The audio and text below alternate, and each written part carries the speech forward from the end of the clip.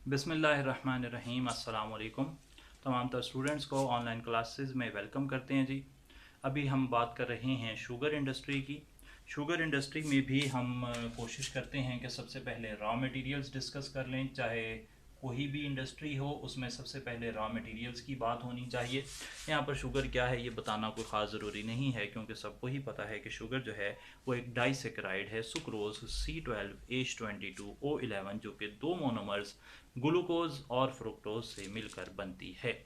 अच्छा, raw materials जो हैं शुगर इंडस्ट्री के, वैसे मैं यहाँ पर ये बताता चलूँ कि इस वक्त जो पाकिस्तान में जहाँ से लेक्चर ये अपलोड हो रहा है, चीनी की कीमत जो है वो 110 रुपये है और हुकूमत कहती है कि वो 85 रुपये है। ये इसलिए बता रहा हूँ कि यूट्यूब पर तो लेक्चर पड़ा ही रहता है, तो हो सकता है कि आफ्टर सो मैनी ईयर्स कभी मुझे अपना ही लेक्चर देखने का इत्तेफाक हो तो मुझे पता लगे कि उस वक्त चीनी जो है वो 500 रुपये किलो हो जाए और अभी जो है वो चीनी 110 रुपये हो। तो मैं ये देखें हम कि जनाब वो बड़ा सस्ता दौर था, तो सस्ता दौर ये भी नहीं है जनाब, ये भी बड़ा महंगा दौर है और आगे और महंगा दौर आएगा तो फिर हमें ये दौर जो है वो अच्छा लगना शुरू हो जाएगा। चलें हम बात करते हैं शुगर इंडस्ट्री रॉ मटेरियल्स की। तो जो रॉ मटेरियल्स हैं शुगर इंडस्ट्री के वो हैं sugar cane, sugar beet. Sugar cane गन्ने को कहते हैं जी, शुगर बीट ये चुकंदर को कहते हैं, और इसके अलावा हनी वगैरह भी हैं। हम दो ही की बात करेंगे असल में, वैसे तो वो और भी नाम लेता है। शुगर सोरगम भी जो है वो नाम लिया गया है, और इसी तरीके से कॉर्न शुगर जो है वो भी नाम लिया गया, लेकिन हमें नहीं मसला, हमें दो ही पता है और वही दो इंडस्ट्री में इस्तेमाल हो रहे हैं। सबसे ज़्यादा शुगर केन इस्तेमाल हो रहा है, अच्छी क्वालिटी की शुगर यहाँ से बनती है। गन्ना साल की एनुअल परीनियल टाइप की एक फसल है, साल तक लगा रहता है और उसको फिर बाद में बेचा जाता है, और जो भी बड़े स्टेक होल्डर्स हैं पाकिस्तान के वो उसे ख़रीद कर फिर उससे चीनी बनाते हैं। सही है जनाब। तो शुगर केन जो है उससे अगर हम बात करें कि उससे किस तरीके से शुगर बनती है, मैन्युफैक्चरिंग का प्रोसेस क्या है, तो यहाँ पर ना बड़ी एक इंटरेस्टिंग किस्म की स्टोरी है। इंटरेस्टिंग क्यों कह रहा हूँ, इंटरेस्टिंग क्यों, शुगर के साथ ना बड़ा एक मसला है। मुझे याद है कि जब मैंने शुगर इंडस्ट्री पढ़ी थी तो उसमें ना प्रॉब्लम मुझे ये आती थी कि एक प्रोसेस है कार्बोनेटेशन, अभी हम बात करेंगे उसकी। हम कार्बोनेटेशन करते थे, बहुत 10 11 12 साल पुरानी बात है, तो वो कार्बोनेटेशन करते थे, वहाँ तक तो मेरा काम चल जाता था। लेकिन उसके बाद फिर वो थोड़ी देर बाद फिर कार्बोनेटेशन करते थे, तो मुझे ये नहीं कभी समझ आती थी कि कार्बोनेटेशन पहले भी की, कार्बोनेटेशन बाद में भी की, फिल्ट्रेशन पहले भी की, फिल्ट्रेशन बाद में भी की, क्रिस्टलाइजेशन पहले भी की, क्रिस्टलाइजेशन बाद में भी की, ये चक्कर चल क्या रहा है, ये क्यों हो रहा है। तो ये ना एक एग्ज़ाम्पल है, शुगर इंडस्ट्री एक एग्ज़ाम्पल है कि जो है ना 100% जो काम होते हैं ना उनकी गुंजाइश बड़ी कम है। मतलब बहुत सारा यहाँ पे रॉ मटेरियल होगा, उसको बहुत सारे प्रोसेस से आप गुजारेंगे, लेकिन फिर भी आप श्योर नहीं होंगे कि सारे प्रोसेस जो है ना वो 100% हो चुके हैं, each and every molecule has been addressed, ये आप इंश्योर नहीं कर सकते। तो आप देखेंगे कि हम शुगर इंडस्ट्री में स्टार्ट से ही हमारा मसला ये होगा कि शुगर को साफ़ करना है, उसमें सॉल्युबल इम्प्योरिटीज़ हैं, उसमें इनसॉल्युबल इम्प्योरिटीज़ हैं, उनको अलग करना है। हम जो करना शुरू करेंगे पहले स्टेप से करते करते करते फिर हम पहुंच जाएंगे 97.5% शुगर पे, उसे हम मार्केट में बेच देंगे, वो आम आदमी वो यूज़ कर रहा है। लेकिन फिर हमें पता लगेगा नहीं यार इससे भी साफ़ हो सकती है, फिर हम उसे दोबारा उस प्रोसेस से गुजार देंगे और एंड तक हम यही कहते रहेंगे सॉल्युबल इम्प्योरिटीज़ निकली, इनसॉल्युबल इम्प्योरिटीज़ निकली। वो सॉल्युबल इनसॉल्युबल इम्प्योरिटीज़ हमारा जान नहीं छोड़ रही हमारा, वो एंड तक निकलती रहेंगी जनाब। तो ये ना इस तरह हमें पता लगता है कि जो 100% एक्यूरेसी है it is very difficult to obtain. इसी वजह से हमारे प्रोसेस जो है ना हर बार हम कहेंगे कि इस प्रोसेस में भी हमने इम्प्योरिटी निकाली, इस प्रोसेस में भी हम इम्प्योरिटी निकाल रहे हैं, फिर थोड़ी देर बाद हम कहेंगे जी अब तो शुगर मार्केट में जा रही है, बिक रही है धड़ाधड़, लेकिन फिर हम कहेंगे नहीं इसमें तो भाई कमी रह गई, फिर से इम्प्योरिटीज़ निकालो। तो ये सिलसिला चलता रहेगा। अच्छा, मैन्युफैक्चरिंग जो है उसके अंदर सबसे पहले जो है ना स्टेप होगा वॉशिंग का। सही है जनाब। मान लें गन्ना पहुंच गया, गन्ना पहुंचने तक की स्टोरी एक अलग है, वो तो जैसे भी पहुंचा वो अब गन्ना पहुंच गया। जो लोग गांव से बिलोंग करते हैं वो समझते हैं कि गन्ने को पहुंचाना और गन्ने को बेचना और फिर गन्ने का रेवेन्यू वापस इकट्ठा करना वो कितना मुश्किल काम है। फिलहाल हम ये मानकर चल रहे हैं कि गन्ना जो है वो पहुंच गया है और ये शुगर मालकान के पास, और अब उसे वो डील कर रहे हैं। तो वो क्या करेंगे उसकी, वो करेंगे वॉशिंग। वॉशिंग के अंदर हल्का फुल्का साफ जो है उन्होंने कर दिया उसे और जनरली धो दिया पानी से। उसके बाद दूसरा स्टेप जो है वो होगा एक्सट्रैक्शन ऑफ जूस। यहां से अब जूस जो है वो निकालना है, ये हो गई काम की बात। एक्सट्रैक्शन ऑफ जूस अब आपने करनी है, और जब आप एक्सट्रैक्शन ऑफ जूस करेंगे तो उसके लिए आप उसे कट करेंगे, प्रेस करेंगे, दबाएंगे, और उससे जो है बगास अलग हो जाएगा। जब तक जो है ना वो जो गन्ने का जो अगला हिस्सा है, जैसे फोक कहना है बाद में, अगर आपने कभी गन्ने का रस पिया हो तो वो जो आउटर सरफेस है, जो गन्ने में से रस तो निकाल आता है, वो जो बाकी फोक रह जाता है उसे बगास कहते हैं। तो वो जो बगास है उसको निकालना पड़ेगा गन्ने के ऊपर से, और जो बगास है वो जो यहाँ से निकलेगा, मोस्ट प्रोबेबली यहाँ पे डबल ई है, स्पेलिंग आपने चेक कर लेने हैं। अच्छा, ये जो बगास है ना, इसे बाद में फिर एज सच ये तो पेपर इंडस्ट्री का रॉ मटेरियल बन जाएगा। एक्सट्रैक्शन ऑफ जूस में आपने गन्ने पे से बगास निकाल दिया और आपने उसे प्रेस किया, और प्रेस करने के बाद आपने उस पर हॉट वाटर जो है वो स्प्रिंकल किया, और उससे वो जो गन्ने के अंदर रस है वो हॉट वाटर के साथ जो है वो नीचे की तरफ जाना शुरू हो जाएगा। एक बगास अलग हो गया, एक हॉट वाटर के साथ जो है वो प्रेस करने के बाद क्या जा रहा है, गन्ने का रस नीचे की तरफ जा रहा है। अच्छा, गन्ने का रस जो है वो इस प्रोसेस से, एक्सट्रैक्शन ऑफ जूस के जो प्रोसेस है उससे तकरीबन 95% सुक्रोज एक्सट्रैक्शन जो है वो हो जाती है। अच्छा, ये फिगर जो है ना इसको ज़रा समझ लें। 95% सुक्रोज एक्सट्रैक्ट हो गई, इसका मतलब ये नहीं है कि जो सॉल्यूशन नीचे जा रहा है उसकी कंसंट्रेशन 95% है। इसका मतलब ये है कि जितना भी गन्ने के अंदर रस था उसमें जितनी चीनी थी, सुक्रोज थी, उसका 95% इधर चला गया है पानी के साथ, और जो बगास है उसके साथ वेस्ट में भी कुछ ना कुछ चली गई है। तो ज़्यादातर मिकदार जो 95% 96% उस तक हम सुक्रोज एक्सट्रैक्ट कर सकते हैं। जैसा कि मैंने कहा 100% वाली कहानी जो है वो कोई नहीं है। अच्छा जी, 95% सुक्रोज एक्सट्रैक्ट हो गई। अब सुक्रोज में तो जनाब इम्प्योरिटीज़ हैं, हमारा तो मसला ही यही है कि इम्प्योरिटीज़ नहीं कर रही। तो अब हम इसकी करेंगे अगले स्टेप में, तीसरा स्टेप हमारा बन रहा है, और तीसरा स्टेप होगा कि हम इसकी क्लैरिफिकेशन करेंगे। सही है जी, डेफिकेशन भी इसे कह रहे हैं। सही है जी, प्योरिफिकेशन भी कहते हैं। चलिए और लिख लेते हैं, प्योरिफिकेशन। तो प्योरिफिकेशन करने की ज़रूरत क्या है? प्योरिफिकेशन करने की ज़रूरत है, नंबर 1, सॉल्यूबल इम्प्योरिटीज, और number 2, insoluble impurities. Insoluble impurities में है सैंड, सॉइल और ग्राउंड रॉक। उर्दू तर्जमा, रेत और मिट्टी। रेत और मिट्टी अंदर आ रही हैं, वो एक इम्प्योरिटी है, इनसॉल्यूबल इम्प्योरिटी है। जो सॉल्यूबल इम्प्योरिटीज हैं उसमें हैं albumins, fats, gums and waxes. सही होगा जी बात। तो सॉल्यूबल और इनसॉल्यूबल इम्प्योरिटीज अंदर मौजूद हैं। इनको सेपरेट करने के लिए हम 3 रास्ते इस्तेमाल कर रहे हैं। पहला रास्ता ए लिख रहा हूं उसे मैं, ए रास्ता है कि आप हीट इस्तेमाल कर लेंगे। हीट ये करेगी कि वो एल्ब्यूमिन, फैट, गम्स और वैक्सेस को प्रेसिपिटेट करवा देगी, कोएगुलेट करवा देगी। हीट से होगी इन सब की, हीट से होगी, ऐड कर दी हीट मैंने, हीट से होगी इन सब की कोएगुलेशन, और जब ये सेटल डाउन हो रहे होंगे तो ये अपने साथ सस्पेंडेड सॉलिड्स को भी ले जाएंगे। सस्पेंडेड सॉलिड भी चलेगा, हीट ने मेजर काम किया। साथ साथ आप हीट को मदद फराहम करेंगे सेडिमेंटेशन से।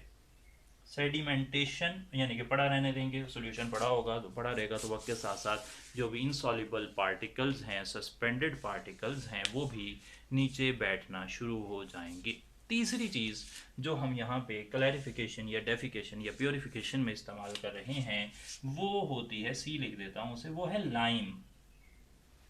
और लाइम जो है वो कंट्रोल करता है एसिडिटी को। एसिडिटी का कंट्रोल ज़रूरी है, क्योंकि जो सुक्रोज है उसकी पानी में सोलबिलिटी और उसकी जो स्टेबिलिटी है दोनों ही वो पीएच डिपेंडेंट हैं। अच्छा, तो यहाँ पे क्लैरिफिकेशन या डेफिकेशन या प्योरिफिकेशन के प्रोसेस के नतीजे में हमें लिखता है कि हमें जो प्रोडक्ट हासिल होता है ना जनाब, वो 85% उसमें वाटर होता है। वाटर कंटेंट उसमें काफ़ी ज़्यादा है। अब हम उसे एवेपोरेट करेंगे और पानी कंटेंट को कम करेंगे, सुक्रोज कंटेंट को ज़्यादा करेंगे। ये प्रोसेस उस वक्त तक चलता रहेगा जब तक कि हमें सॉलिड शुगर हासिल ना हो जाए। क्लैरिफिकेशन के नतीजे में हमें 85% वाटर वाला एक मिक्सर हासिल हो गया है, और उसके अंदर काफ़ी हद तक हमने कोशिश की है कि इम्प्योरिटीज़ को रिमूव करवाया जाए। अब यहाँ पर नेक्स्ट स्टेज में हम उसकी करेंगे कंसंट्रेशन। अच्छा, जो कंसंट्रेशन की जा रही है जूस की, उसके लिए इस्तेमाल किया जाता है multiple effect evaporation. Multiple effect evaporation, multi stage evaporation. आप ना वो आहिस्ता आहिस्ता उसे एवेपोरेशन करवाते हैं उसमें, और उसके ज़रिए से पानी जो है वो उड़ता जाता है। कितना पानी उड़ जाता है? तकरीबन 2/3 जो है वो वाटर रिमूव हो जाता है, और finally what we get is 65% solids और 35% water. Impurities are still there, उनका नहीं, फिलहाल हमने 65% जो सॉलिड है उसके अंदर इम्प्योरिटीज जो हैं वो बाहर कैफ मौजूद ही हैं। अब आ जाता है वो प्रोसेस जो कि मुझे अपनी एमएससी के अंदर जो है वो सबसे ज़्यादा प्रॉब्लम करता था, और अगेन इंटरव्यू में उन्होंने पूछा भाई कार्बोनेटेशन क्या है? तो मैंने कहा नहीं जनाब, कार्बोनेटेशन जो है ना वो प्रॉब्लम है। तो ये अजीब सा एक मसला है। कुछ चीज़ें जो है ना वो बड़ी सीधी होती हैं, स्ट्रेट फॉरवर्ड होती हैं, और वो आपके दिमाग में आ ही नहीं रही होती। तो ये एक परेशानी यार। I am very much thankful again Allah के फजल से सनाउल्लाह साहब जैसे लोग जो हैं वो पाकिस्तान में मौजूद हैं, और वो बातों को बड़ा अच्छा लिख देते हैं। तो कार्बोनेटेशन भी कमाल ही उन्होंने जो है ना वो डिस्कस कर दिया है। तो कार्बोनेटेशन जो है वो होती क्या है? तो यहाँ पे मैं वैसे क्लियर करूँ ये भी बात कि आप जो है ना मतलब सारे सवालों के जवाब आपके पास होना कभी भी ज़रूरी नहीं है। तो नॉलेज जो है वो ये ट्रेनिंग ऑफ माइंड है, to be able to think. सही है जी। आंसर पता होना ज़रूरी नहीं है। आप मतलब जितने मर्जी सवाल कोई आपसे पूछे, आपको नहीं आते, कोई मसला नहीं है, कोई परेशानी है ही नहीं। परेशानी ये है कि आप सोच नहीं सकते। तो अगर आप सोच सकते हैं ना, आप उसका गलत आंसर दें, आपको आता ही नहीं, आप कहें कि जनाब मुझे नहीं आता, तो को बिल्कुल आपने परेशान नहीं होना। ये ना कोई मसले वाली बात नहीं है। तो बल्कि मैं तो अब जनाब ज़ाती तौर पे आपको बताऊं कि मैं सवालों के जवाब याद करने के हक़ में जो है ना वो अब नहीं रहा हूँ। इन्फॉर्मेशन है, किताब में पढ़ी हुई है, ज़रूरत पड़ेगी तो आप उसे देख लेंगे। अगर आप उसे समझ सकते हैं तो बस सही है, दैट्स इनफ। वो याद करने वाली स्टेज जो है उससे आगे हमें निकलना है। अभी आपने नहीं निकलना, आपने पहले एक बारी जो है वो थोड़ा सा उसके ज़रिए से जो हमारा traditional system of entry into the service है उसके लिए आपको ये करना है। लेकिन वैसे जनरली आपकी अंडरस्टैंडिंग जो है वो आपने बेहतर करनी है, क्योंकि आगे ये मैंने कई दफ़ा कहा है कि आखिरी स्टेज नहीं है, अभी ज़िंदगी में और बड़े इम्तहान हैं और बड़ी बड़ी स्टेजेस आने वाली हैं। अच्छा, तो हम फिलहाल कार्बोनेटेशन पर आ गए। कार्बोनेटेशन में जनाब हो ये रहा है कि आप कैल्शियम ऑक्साइड या कैल्शियम हाइड्रोक्साइड को मिलाते हैं, कार्बन डाइऑक्साइड से बनाते हैं कैल्शियम कार्बोनेट, और ये रिएक्शन आप रिएक्शन मिक्सर के अंदर ही, कार्बोनेटेशन टावर आप इसे कह लें, उसके अंदर आप ये रिएक्शन करवाते हैं। कार्बोनेटेशन के फ़वाइद क्या हैं? कार्बोनेटेशन का पहला फ़ायदा ये है कि इससे कलर एब्जॉर्ब हो जाता है। कार्बोनेटेशन का दूसरा फ़ायदा ये है कि इससे इन सॉल्यूबल इम्प्योरिटीज़ जो हैं वो कैल्शियम कार्बोनेट के ऊपर एड्जॉर्ब होकर, चिपक कर वो सेटल डाउन हो जाती हैं। And last but not the least, last but not the least, यहाँ से इंक्रीज इन अल्कलिनिटी वो हमें हासिल होती है। अल्कलिनिटी जो है वो बढ़ाना बड़ा ज़रूरी है, इसलिए कि पीएच जो है अगर वो 7 से 9 के दरमियान में है तो जो सुक्रोज़ है वो सुक्रोज़ ही है। लेकिन अगर पीएच 7 से कम हो जाएगी तो सुक्रोज़ टूट जाएगी, ग्लूकोज और फ्रुक्टोज में, और अगर पीएच जो है वो 9 से ज़्यादा हो जाएगी तो सुक्रोज जो है वो वैसे ही प्रेसिपिटेट आउट हो जाएगी। सही है जनाब। तो ये थोड़े से इसके साथ प्रॉब्लम है। अलबत्ता यहाँ पर जब आप कार्बोनेटेशन करते हैं तो फिर वो इम्प्योरिटीज़ रिमूव होने का सिलसिला शुरू हो जाता है, और इम्प्योरिटीज़ जब रिमूव हो जाएंगी तो then what we will get, हमें यहाँ पर 90% सुक्रोज जो है वो हासिल हो जाएगा, जो कि इससे पहले 65% सॉलिड थे और उससे पहले 85% वाटर था और 15% सॉलिड थे। यहाँ पर 90% तक सुक्रोज की जो कंसनट्रेशन है वो हमें हासिल हो जाएगी। अब हम इसे फर्दर आगे लेकर जाएंगे क्रिस्टलाइजेशन की तरफ, जिसमें सीडलिंग्स जो हैं सीड्स डाले जाएंगे और सीड्स की मदद से हम अपना मकसद हासिल करेंगे। कार्बोनेटेशन के नतीजे में हमें 90% तक सुक्रोज का मिक्सर एक हासिल हो गया है, और अब हम उसे आगे लेकर चल रहे हैं क्रिस्टलाइजेशन की तरफ। क्रिस्टलाइजेशन को समझने के लिए दो एग्जांपल्स अच्छी हो सकती हैं। एक एग्जांपल है आर्टिफिशियल रेन की, और आर्टिफिशियल रेन से फिर नेचुरल रेन की एग्जांपल देखेंगे। जो आर्टिफिशियल रेन है ना, वो इस तरह होता है काम कि हम जो बादल है ना वो सुपर सैचुरेट हो चुके होते हैं, सैचुरेटेड होते हैं विद मॉइस्चर, और मॉइस्चर को गिरने के लिए ना जगह नहीं मिल रही होती, मतलब कोई टेम्परेचर नहीं होता जिसकी वजह से वो वहाँ पर गिर सके। बादल में पानी है और पानी ने नीचे गिरना है, लेकिन नीचे गिरने के लिए ना उसे चाहिए होता है ना सिर्फ ये कि ख़ास टेम्परेचर, बल्कि एक न्यूक्लिएशन सरफेस भी चाहिए होती है। ये बड़ी अच्छी चीज़ है। सीड, यहाँ पे उसे सीड कहा जा रहा है सोल्यूशन की फॉर्म में। वो ये होता है कि एक पार्टिकल होता है जिसके ऊपर आकर ना वाटर ड्रॉपलेट कंडेंस हो जाते हैं। एक वो कंडेंस होता है, फिर दूसरा कंडेंस होता है। वो कंडेंस होने की वजह से उसका वजन बढ़ता है, और वो वजन बढ़ने की वजह से वो सारी की सारी बारिश जो है वो नीचे आ जाती है। तो वो जो न्यूक्लिएशन का कंसेप्ट है ना, वही हम क्रिस्टलाइजेशन में यहाँ पर इस्तेमाल करेंगे। और किसी भी सुपर सैचुरेटेड सॉल्यूशन में आप जानते हैं कि एक सैचुरेटेड सॉल्यूशन में अगर आप एक भी क्रिस्टल बाहर से डाल दें तो वो सुपर सैचुरेटेड हो जाता है, और तमाम की तमाम जो एक्सेस अमाउंट ऑफ क्रिस्टल्स हैं वो सेटल डाउन हो जाती हैं। तो वही प्रिंसिपल हम क्रिस्टलाइजेशन में इस्तेमाल कर रहे हैं। हमारे पास 90% सुक्रोज थी, हम उसे लेकर जाते हैं, इस 90% सुक्रोज को हम लेकर जाते हैं एवेपोरेटर में। Pan evaporator, vacuum pan evaporator नाम लिखा हुआ है। एवेपोरेटर करने से इसको कंसनट्रेट करते हैं, सिरप कंसनट्रेटेड हो जाता है, सैचुरेटेड हो जाता है। जब सैचुरेटेड हो जाता है हम उसके अंदर डाल देते हैं, यहाँ एवेपोरेटर से हमें हासिल हुआ सैचुरेटेड सिरप, और सैचुरेटेड सिरप में हमने ऐड कर दिया externally seed of sugar, sugar की क्रिस्टल डाल दी। शुगर की क्रिस्टल डालने से सैचुरेटेड सिरप जो है वो सुपर सैचुरेटेड टाइप का हो गया, और उसमें जो भी एक्सेस अमाउंट है सारी की सारी वो सेटल डाउन होनी शुरू हो जाएगी। ये प्रोसेस अब जो क्रिस्टलाइजेशन का है वो स्टार्ट हो जाएगा। क्रिस्टलाइजेशन का ये प्रोसेस यहाँ पर क्रिस्टलाइजेशन का जो पैन है उसमें चल रहा है। आप इसे चलने देंगे, इस प्रोसेस को होने देंगे यहाँ तक कि क्रिस्टल्स काफ़ी ज़्यादा शदीद मकदार में बन जाएंगी, और मज़ीद सिरप डालेंगे ताकि और बनती रहें। तो अब ये जना काम चल पड़ा है, और फिर जब ये काम चल पड़ेगा तो आप इसे ले जाएंगे अगले हिस्से में, और उस हिस्से को आप कहेंगे सेंट्रीफ्यूगेशन। सेंट्रीफ्यूगेशन में आप 1000 से 1800 आरपीएम पर इसे मूव करवाने वाले हैं, और आपने वहाँ पर एक क्लोथ इस्तेमाल किया हुआ है सेपरेशन के लिए, और साथ ही आपने 400 से 600 जो परफोरेशंस हैं,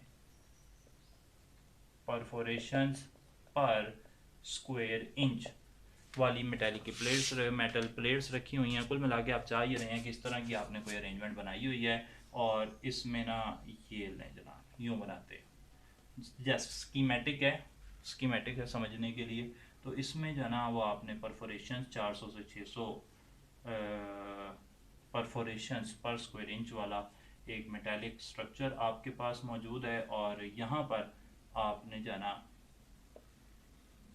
कोई क्लोथ इस्तेमाल किया हुआ है, कोई सेपरेशन इस्तेमाल की हुई है, और यहाँ पर अंदर मौजूद है ये सिरप। इसे आप घुमाते हैं, घुमाने से सिरप जो है उसके अंदर जो सॉलिड है यानी कि जो सुक्रोज है वो यहाँ पर आ जाएगी, और जो इधर से यहाँ इस एरिया में यूँ लिक्विड है वो यहाँ से गुजर जाएगा, आगे चला जाएगा, और लिक्विड जो है उसे आपने नाम देना है मोलेसिस। सही है जनाब। The residual liquid obtained from cane sugar from juice याद आ गया मुझे, एफएससी पार्ट 2 में डेफिनेशन लिखी हुई है मोलेसिस की, कि शुगर को, जो शुगर केन जूस है उसमें से अलग करने के बाद जो बाकी चीज़ बच जाती है उसे मोलेसिस कहते हैं। तो ये वो मोलेसिस है जनाब। मोलेसिस वो जो भी सेपरेशन है उसमें से निकल जाता है आगे की तरफ इन मेटल की जो परफोरेशन है उनके ज़रिए, जबकि जो सिरप है वो जो कंसनट्रेटेड शुगर है 97.5%, जो कि यहाँ पर काफ़ी ज़्यादा अच्छे तरीके से सेपरेट होकर 97.5% शुगर जो है वो बन चुकी है, वो यहाँ से हासिल होगी। उसे आप पैक करेंगे और उसे मार्केट में भेज देंगे। शुगर इंडस्ट्री जो है वो यहाँ पे ख़त्म हो जाती है। बेसिकली जितनी शुगर हमें चाहिए वहाँ तक का तो काम हो जाता है। इसके अलावा बाकी जो शुगर इंडस्ट्री है वो चलेगी इस 97.5% को प्योर शुगर में लेकर जाने के लिए, जिसकी आगे इंडस्ट्री में ज़रूरत पड़ेगी। हम फिलहाल 110 रुपये में ये वाली चीज़ ले रहे हैं, 85 हुकूमत कह रही है हमें नहीं मिल रही। तो मिलने के लिए आपको शनाख्ती कार्ड आपके पास होना चाहिए और 1 किलो चीनी जो है वो आपको लाइन में लग के मिलेगी। अगर आपको चाहिए हो तो आप लाजमी ट्राई करें। फ़िलहाल हम चलते हैं जनाब इस 97.5% को मज़ीद साफ़ करने की तरफ। रिफाइनिंग की बात आ गई है और रिफाइनिंग के अंदर हम लेकर जा रहे हैं शुगर को पहले स्टेप में, जिसका नाम है एफिनेशन। एफिनेशन किताब के मुताबिक रिफाइनिंग का ही मतलब देता है, फ्रेंच वर्ड का तर्जुमा है। एफिनेशन में हम कर ये रहे हैं कि हम जो हमारे पास शुगर हासिल हुई है उसे आप सुक्रोज जो है उसको मिला रहे हैं एक सैचुरेटेड सिरप के साथ। और यहाँ पर ना मकसद ये है बात का कि आप जो आपके पास मौजूद था पिछले स्टेप से हासिल हुआ हुआ 97.5% जो आपके पास सुक्रोज हासिल हुई थी उसे अब आप लिक्विड फॉर्म में लेकर जा रहे हैं, लिक्विड फॉर्म में लेकर जा रहे हैं। इसकी वजह यह है कि यहाँ पर जो सुक्रोज है उसके ऊपर अकॉर्डिंग टू द राइटर इसके ऊपर जो है वो मोलेसिस की लेयर होती है, इम्प्योर मोलेसिस की layer. As an impurity molasses की एक थिन लेयर पाई जाती है और उस लेयर को हटाना ज़रूरी है। तो आप जब एक सैचुरेटेड सिरप से उसे मिलाते हैं वो लिकर की फॉर्म में चला जाता है, फिर आप उसे घुमाते हैं, स्पिन करते हैं, वॉश करते हैं। वॉश करने से मोलेसिस जो है वो नीचे निकल जाता है। लेकिन इस काम को आपने बहुत ज़्यादा पानी इस्तेमाल नहीं करना, बहुत ज़्यादा कॉन्टैक्ट एरिया नहीं होना चाहिए। जो आपका सिरप है, लिकर है, शुगर लिकर कह लेते हैं फॉर एग्ज़ाम्पल हम उसे, उसका और जो पानी का कॉन्टैक्ट है ज़्यादा नहीं होना चाहिए, क्योंकि आप ये नहीं चाहते कि शुगर जो है वो डिज़ोल्व होकर पानी में चली जाए, लेकिन आप ये ज़रूर चाहते हैं कि जो इम्प्योरिटीज़ हैं वो यहाँ पर निकल जाएं। तो आपकी कोशिश होती है कि आप लिकर को जो है उसको मैक्सिमम मोलेसिस से सेपरेट करने के लिए ये स्टेप गुजार सकें। अगेन 100% नहीं होगा ये काम, तो फिर आप चलेंगे दूसरे प्रोसेस की तरफ और वो है कार्बोनेटेशन। और कार्बोनेटेशन का जो इजाफी काम है वो यहाँ पर कुछ भी नहीं है। वो जो प्रोसेस पीछे कार्बोनेटेशन से हमने अचीव किया था वही यहाँ पर अचीव होगा। यहाँ पर कार्बोनेटेशन से आप अल्कलिनिटी एडजस्ट करेंगे, जैसा कि आपने पीछे जो है वो एडजस्ट की थी। इनसॉल्युबल इम्प्योरिटीज़ को निकालने की कोशिश करेंगे जैसा कि पहले आपने कोशिश की थी। तो कार्बोनेटेशन जो है ना, ये हमारी कोई इजाफी मदद नहीं करने वाला, ये जो पीछे काम हुआ था उसी को लेकर आगे चलेगा। सही है जनाब, मज़ीद आगे चल पड़ते हैं। तो अब जब कार्बोनेटेशन हो गई है, जो सस्पेंडेड पार्टिकल्स और जो सारा मटेरियल आपके पास हासिल हो गया है, तो उसे आप लेकर जाएंगे नेक्स्ट प्रोसेस में और उसे आपने नाम देना है फिल्ट्रेशन का। कार्बोनेटेशन के बाद आप फिल्ट्रेशन कर लेंगे। फिल्ट्रेशन के लिए इस्तेमाल हो रहा है पॉलीप्रोपाइलीन क्लोथ, पॉलीप्रोपाइलीन क्लोथ। और जब कार्बोनेटेशन आप करते हैं तो आपको याद होगा कि कैल्शियम कार्बोनेट जो है वो इम्प्योरिटीज़ को अपने साथ हल कर लेता है। तो ये जो इनसॉल्युबल मटेरियल है कैल्शियम कार्बोनेट और इम्प्योरिटीज़ का, इसे हम फिल्टर कर रहे हैं पॉलीप्रोपाइलीन क्लोथ से। पॉलीप्रोपाइलीन क्लोथ पर ये वाली चीज़ हासिल हो जाएगी और सेपरेट होकर इसे नाम दिया गया है फिल्टर मड का। इसे नाम देंगे फिल्टर मड का। ये जो फिल्टर मड है इसके ऊपर किताब के मुताबिक जब आप वाटर स्प्रे करते हैं तो यहाँ से जो लिक्विड डिजॉल्व फॉर्म है, वाटर जब अंदर से होकर वापस आता है तो उस वाटर को स्वीट वाटर इस्तेमाल कहा जाता है। और स्वीट वाटर जो है वो पहले स्टेप में वो जो सैचुरेटेड सिरप को वो जो लिकर बनाने में शुगर का इस्तेमाल हुआ था वहाँ पर इस्तेमाल होगा, यानी कि ये स्वीट वाटर ये वाला मिक्सचर बनाने में इस्तेमाल हो सकता है एक्सटर्नली। सही है जी बात। तो एफिनेशन में हमने मोलेसिस की इम्प्योर लेयर सेपरेट की, कार्बोनेटेशन में हमने इम्प्योरिटीज़ को सेपरेट करने की कोशिश की और जब वो सेपरेट हो गई तो उन्हें फ़िल्टर कर लिया पॉलीप्रोपाइलीन क्लोथ से, जिससे हमें फ़िल्टर मड हासिल हुई। अजान सुनते हैं जी। फिल्टरेशन के बाद नेक्स्ट स्टेप में हमें ऐसा, हमारी कोशिश तो थी कि सब कुछ अच्छा हो जाए, लेकिन सब कुछ हमेशा अच्छा नहीं होता। तो हमें फिर फिल्ट्रेशन के बाद जो कलर अगर कोई अननेसेसरी रह गया है या कोई वोलाटाइल ऑर्गेनिक कंपाउंड्स अंदर रह गए हैं तो उनके लिए 4 फिल्ट्रेशन करनी पड़ेगी। सही है जनाब। 4 फिल्ट्रेशन के लिए आप इस्तेमाल करते हैं बोन चारकोल। और बोन चारकोल जो है वो बेसिकली चारकोल यानी कि एक्टिवेटेड कार्बन, उसको बोन यानी कि कैल्शियम फॉस्फेट के स्केलेटन पर सपोर्ट करके इस्तेमाल किया जाता है। मकसद बोन चारकोल का मैंने बता दिया कि 2 काम है, एक तो वोलाटाइल ऑर्गेनिक कंपाउंड्स को और दूसरा कलर को सेपरेट करना है, या सॉल्युबल इम्प्योरिटीज़ जो अंदर मौजूद हैं उनको। कलर जो है ना बेसिकली सॉल्युबल होगा तभी तो कलर दे रहा है, और वोलाटाइल ऑर्गेनिक कंपाउंड्स जो हैं वो भी अंदर मौजूद हैं। अब ये दोनों को बोन चारकोल से सेपरेट कर लिया, लेकिन बोन चारकोल को बार बार इस्तेमाल करना है, इसलिए उसे रिवाइटलाइज करना पड़ेगा। रिविविफाई लिखा हुआ है वर्ड, लेकिन हम उसे रिवाइटलाइज फॉर एग्जांपल कह देते हैं। तो रिवाइटलाइज करने के लिए बोन चारकोल को हम उसे जो है वो पहले तो जो बोन चारकोल है उसे हम ट्रीट करेंगे वाटर के साथ। वाटर जो है उसमें से जो भी सॉल्युबल इम्प्योरिटीज़ हैं उन्हें ले जाएगा, और फिर हम उसे 650 डिग्री सेंटीग्रेड तक हीट करेंगे, जिससे जो भी वोलाटाइल ऑर्गेनिक कंपाउंड्स उसके अंदर मौजूद थे वो सारे के सारे उड़ जाएंगे, और फिर एक्टिवेटेड कार्बन दोबारा से एक्टिवेटेड हो जाएगा और अपना काम करने की पोजीशन में आ जाएगा। 4 फिल्ट्रेशन के बाद एंड पर आपने क्रिस्टलाइजेशन करनी होगी। क्रिस्टलाइजेशन क्यों की है? ये बिल्कुल जैसे आम क्रिस्टलाइजेशन नहीं होती, आप फर्स्ट ईयर के अंदर सेकंड चैप्टर में आपने पढ़ी है क्रिस्टलाइजेशन। आप क्रिस्टलाइजेशन करते हैं सारे प्रोसेस से, एंड पे आके आप एनिमल चारकोल डालते हैं। एनिमल चारकोल डालने से वो फिर से सॉल्यूशन में चली जाती है, जो आपकी केमिकल था जिसे आप सेपरेट कर रहे थे। तो एनिमल चारकोल डालने के बाद जब कलर रिमूव होगा तो फिर दोबारा से सारी क्रिस्टलाइजेशन करनी पड़ती है। यही हालात यहाँ पर हैं। आपको शुगर 97.5% पहले ही मिल गई थी, लेकिन जब आपने उसे मज़ीद साफ़ किया और एंड पर आकर जब डिज़ोल्व कर लिया है तो आपको उसे फिर से रिक्रिस्टलाइज करना पड़ेगा। अब आप थोड़ी सी साइंस ये रखते हैं कि आप थोड़ा सा प्रेशर जो है 75 से 90 किलो पास्कल रखकर बॉइलिंग पॉइंट कम कर देते हैं 60 to 70 डिग्री सेंटीग्रेड, ताकि आपका जो टेम्परेचर है वो कम होगा, तो फिर आप हीट जो है वो कम आपको देनी पड़ेगी। और बिल्कुल वैसी क्रिस्टलाइजेशन जैसे पहले हुई थी, वो सिरप डालेंगे, सीड डालेंगे, सीड से वो प्रोसेस चलेगा और फिर बाद में आप सारी को सेपरेट कर लेंगे। जो चीज़ सेपरेट हो जाएगी यहाँ से शुगर की फॉर्म में वो तो हो गई, जो मोलेसिस निकलेगा यहाँ से उसे मैसिक्यूएट कहेंगे। यहाँ अच्छा 2 वर्ड यहाँ पर, 2 एक अहम वर्ड जो है वो मैं आपको जो है वो बताना भूल गया हूँ। मैसिक्यूएट जो है इसको देख लें। जो क्रिस्टलाइजेशन है, चाहे ये वाली क्रिस्टलाइजेशन हो चाहे पहले वाली जो क्रिस्टलाइजेशन हुई थी, उससे जो प्रोडक्ट हासिल होता है उसे मैसिक्यूएट कहते हैं। MASSECUITE। सही है। क्रिस्टलाइजेशन ऑफ शुगर, उसके अंदर जो आपको सिरप जो है वो हासिल होता है वो मैसिक्यूएट है, पहले भी था और अभी भी वो मैसिक्यूएट ही कहलाएगा। सही है जनाब। एक वीसो है, VESOU, वो जो आपको स्टार्ट में जूस हासिल हुआ था, एक्सट्रैक्शन ऑफ जूस, वहाँ से जो हासिल हुआ था वो वीसो था।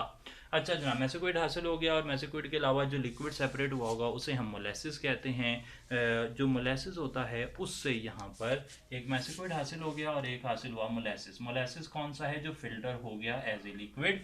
मैसिक्यूएट वो है जो आपको क्रिस्टल्स के फॉर्म में हासिल हो गया। ये जो मोलेसिस है इसे फिर आप आगे इस्तेमाल कर लेंगे। इससे किताब के मुताबिक आप कॉफ़ी क्रिस्टल्स बनाते हैं, इससे आप ब्राउन शुगर जो है वो भी इससे बनाते हैं। और ये जो आपको हासिल हुआ है मेन प्रोडक्ट क्रिस्टल्स, इसे वो कहता है कि फाइन शुगर या कास्टर शुगर या फाइन शुगर या रिफाइंड शुगर जिसे कहते हैं। सही है जी, वो इससे बनती है। सही है। ये आम चीनी जो है वो हम मैसिक्यूएट जो है वो यूज़ करते हैं, और जो मोलेसिस हैं वो फिर कॉफ़ी क्रिस्टल्स या ब्राउन शुगर बनाने में इस्तेमाल होते हैं। ये सारा हिस्सा भी हमने देख लिया जनाब। उम्मीद है कि आप इसे रिवाइंड कर सकते हैं, क्योंकि कई दफ़ा चीज़ें जो हैं वो ज़्यादा तेज़ बता दी जाती हैं वॉइस हो, क्योंकि अभी भी हम जो करीबन आधा घंटा जो है वो इस टॉपिक को दे चुके हैं, तो आप सबका शेड्यूल बिज़ी है और ज़्यादा बात करने के लिए फिर जो है ना वो थोड़ा सा फास्ट चलना पड़ता है। अच्छा, तो इससे मिलता जुलता ही जो है वो शुगर बीट है। इंडस्ट्री में अगर आप चुकंदर इस्तेमाल करें, शुगर बीट जो है ना मोर और लेस इसी तरह काम करती है। उसमें हमारे पेपर पॉइंट ऑफ व्यू से कोई ज़्यादा टेक्निकल मुश्किल बात नहीं है। सिर्फ एक बात आपने याद रखनी है कि एक वर्ड लिखा हुआ है फ्लूम्स। फ्लूम्स जो है वो पानी की नालियाँ हैं। जो गन्ना है ना वो तो ट्राली पे लाद कर जो है वो शुगर इंडस्ट्री के पास जाता है, और वो ट्राली जो है वो अंदर ही चली जाती है फिर। लेकिन जो ये शुगर बीट है, ये जो वो जो फैक्ट्री है, जो असल एरिया है जहाँ पे शुगर बननी है, उसके बाहर से नालियाँ जो हैं वो पानी के अंदर जाती हैं, और वो नालियाँ जो हैं उन्हें फ्लूम्स कहते हैं। उन फ्लूम्स पे रख के जो शुगर बीट है, चुकंदर है, उसे अंदर भेजा जाता है। ये एक डिफरेंस है यहाँ पर। और दूसरा जो का लाइम आप डालते हैं, लाइम जो आपने डाला था अल्कलिनिटी एडजस्ट करने के लिए कार्बोनेटेशन से पिछले प्रोसेस में, जिसे क्लैरिफिकेशन कहते थे, और बाद में आपने कार्बोनेटेशन में भी लाइम डाला, तो शुगर बीट के अंदर लाइम जो है ना वो सोर्स बनता है कैल्शियम आयन का, और काफ़ी मिकदार में कैल्शियम आयन अंदर इकट्ठे हो जाते हैं। इन कैल्शियम आयन्स को सेपरेट करने के लिए सल्फर डाइऑक्साइड जो है वो डाली जाती है। ये एक और इस्तेमाल आ गया। जो डिफरेंस है, point of difference, sulphur dioxide जो है वो कैल्शियम आयंस को एडजस्ट करने के लिए भी इस्तेमाल होती है। तो ये डिफरेंस है जनाब। तो शुगर बीट में दो बातें हमने इजाफी याद रखनी है कि शुगर बीट जो है उसमें जो फ्लूम्स हैं वो इस्तेमाल होते हैं ट्रांसपोर्ट करने के लिए इनटू दी फैक्ट्री या एक्चुअल एरिया, और लाइम जो है उसके जो कैल्शियम आयंस इजाफी आ रहे हैं उससे जो है वो सल्फर डाइऑक्साइड उससे कॉप करने के लिए, उससे हिसाब किताब बराबर करने के लिए सल्फर डाइऑक्साइड जो है वो इस्तेमाल होता है। एक और बात ये है कि यहाँ से जो मोलेसिस बनेगा ना जी, मोलेसिस वो इस्तेमाल होती है एज कैटल फीड। मोलेसिस यहाँ से कैटल फीड के तौर पर इस्तेमाल होता है। तो this was all about sugar industry. Sugar industry के इस्तेमाल, शुगर इंडस्ट्री के जो बाई प्रोडक्ट्स हैं वो क्या क्या हैं, जो या शुगर इंडस्ट्री से शुगर बनती है उसके आगे क्या क्या इस्तेमाल हैं। तो तीन इस्तेमाल जो हैं, एक तो शुगर खुद ही उसका बड़ा अच्छा प्रोडक्ट है, ये इस्तेमाल होती है काफ़ी जगह, आपको बताने की ज़रूरत नहीं है कि शुगर कहाँ इस्तेमाल होती है। लेकिन इसके अलावा sucrose, octa acetate, sucrose octa acetate जो है, ये ऑक्टा, आई डोंट नो कि ऑक्टा एसीटेट है या टेट्रा एसीटेट है, तो देख लेते हैं एक मिनट लगाकर जी। तो सुक्रोज जो है ना ऑक्टा एसीटेट, या सुक्रोज ऑक्टा एसीटेट जो है वो इथाइल अल्कोहल की डीनेचरिंग में इस्तेमाल होता है। इथाइल अल्कोहल को डीनेचर करने में सुक्रोज ऑक्टा एसीटेट इस्तेमाल होता है। और एक बड़ा ही अच्छा केमिकल है डेक्स्ट्रान। मैंने इसे मतलब ड्रिप वगैरह में तो देखा है, लेकिन मुझे इसका ओरिजिन नहीं पता था। तो डेक्स्ट्रान जो है वो प्लाज्मा वॉल्यूम एक्सपेंडर है। प्लाज्मा वॉल्यूम एक्सपेंडर यानी कि बॉडी फ्लूइड, जो हमारे अंदर बॉडी प्लाज्मा होता है, वो फ्लूइड जो है वो अगर कभी जो है खुदा न खास्ता किसी वोंड की वजह से, किसी ज़ख़म की वजह से या बर्निंग की वजह से अगर एक्सेसिव लॉस हो रहा हो, तो उसको कंपनसेट करने के लिए, उसकी कमी पूरी करने के लिए डेक्स्ट्रान जो है वो इंजेक्ट किया जा सकता है, और ये प्लाज्मा वॉल्यूम को बढ़ाता है। तो ये कुछ अच्छे यूजेस लिखे हुए थे, ये मैंने आपके साथ डिस्कस कर लिए। इस टॉपिक के लिए हमारी रिकमेंडेड बुक जो है वो सनाउल्लाह साहब की अप्लाइड केमिस्ट्री की बुक है। इसको लाजमी देखें। इंडियन ऑथर से अगर कोई इन्फॉर्मेशन मिलती है, वेल एंड गुड, नहीं मिलती तो कोई मसला नहीं है। इसके साथ हमारी इंडस्ट्रीज़ जो हैं वो ये वाली भी मुकम्मल हुई। नेक्स्ट टाइम किसी और इंडस्ट्री के साथ या किसी और टॉपिक के साथ बातचीत होगी जी। अस्सलाम वालेकुम।